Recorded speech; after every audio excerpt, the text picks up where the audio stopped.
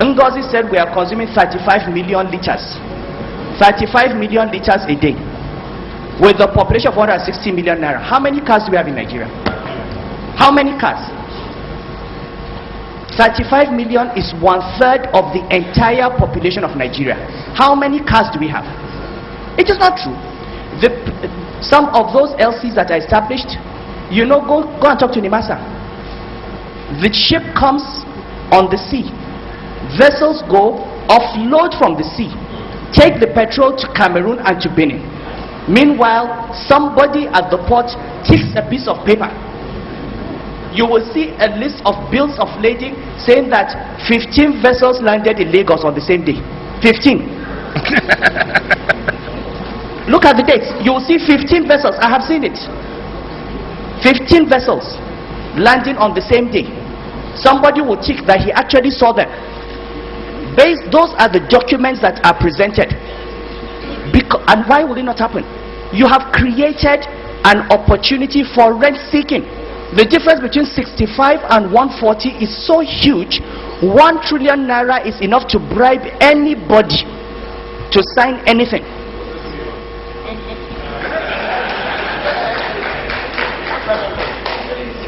Okay, I'm ready to believe that 1 trillion cannot bribe all this. So maybe you need 5 trillion. But the point I'm making is that we talk about corruption.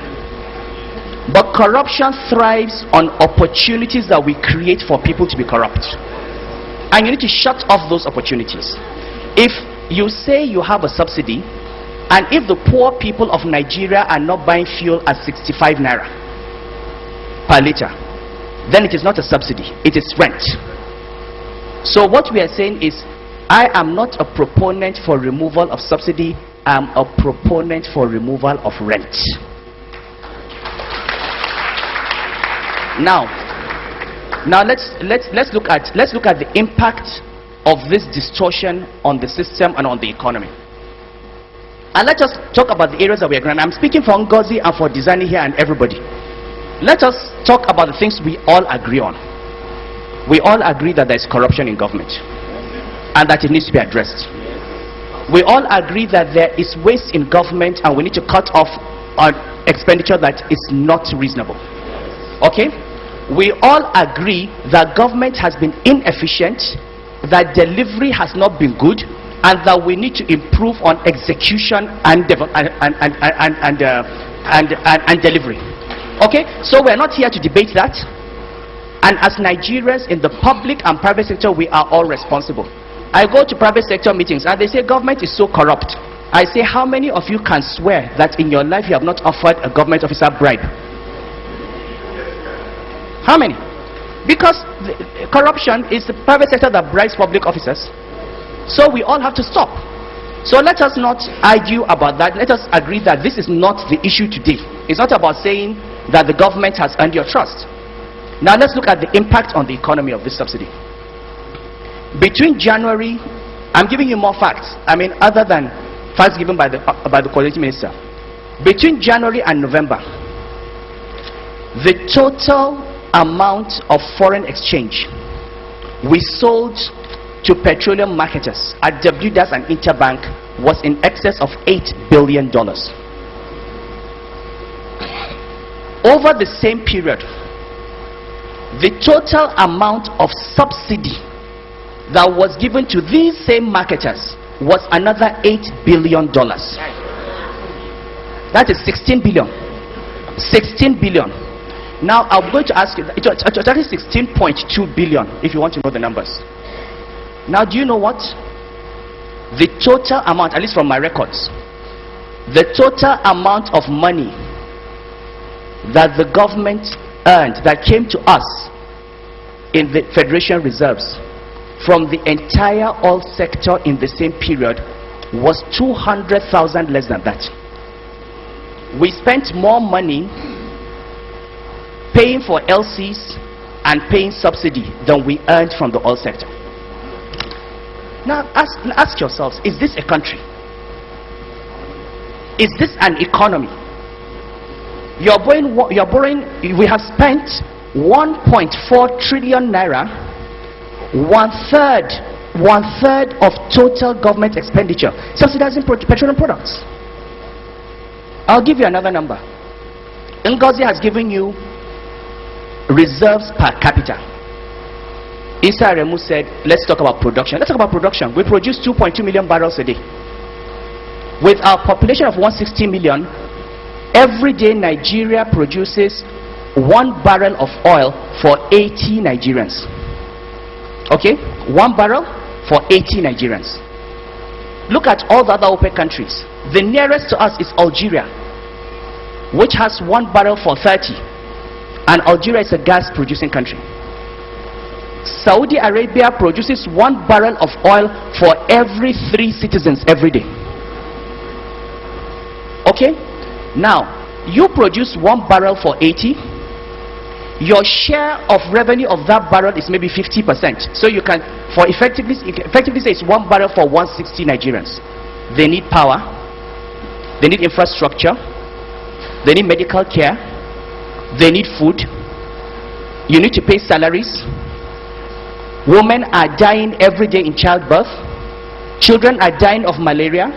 People are dying of AIDS. You need roads. You need petroleum subsidy. Please give me your hierarchy of priorities. What would you sacrifice? We are taking 1/3 of that money and paying petroleum subsidy, leaving 2/3. And out of that 2/3, Ngozi will tell you 70% goes to pay salaries. The same people talking about government expenditure. If you say you are going to retrench workers in the civil service, they will be up in arms. How do you reduce salary? How do you reduce the salary bill? The same people that have said we want minimum wage of 18,000 naira are saying you are spending too much. Where is the money going to come from?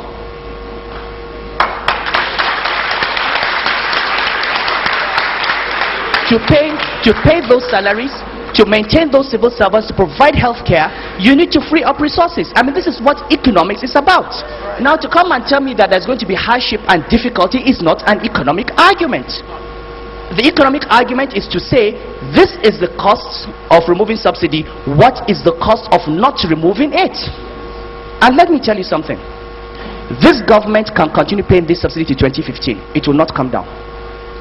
But the next government will be saddled with a debt burden that it cannot maintain. And the Greece situation would be nothing compared to where we are.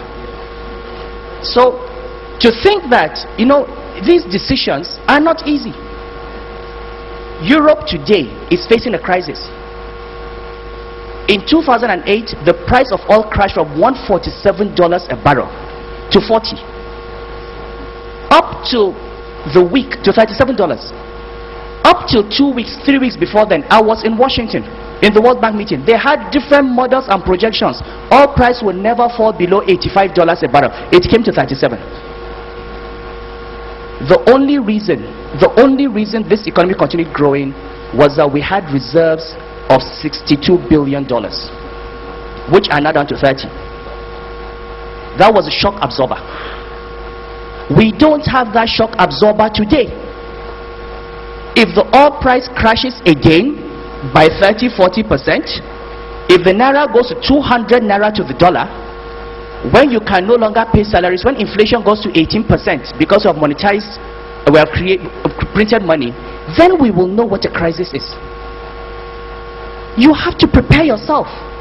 What happens? You can see Europe every day. What happens? China is slowing down. There's a property bubble in China.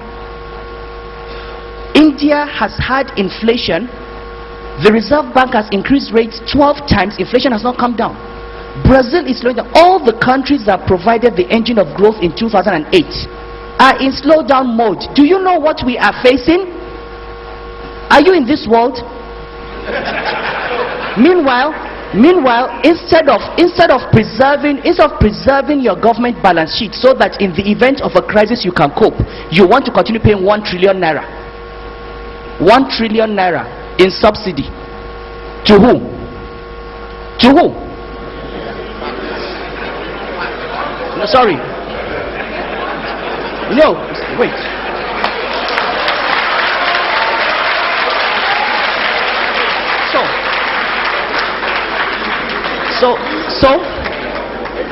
So fine.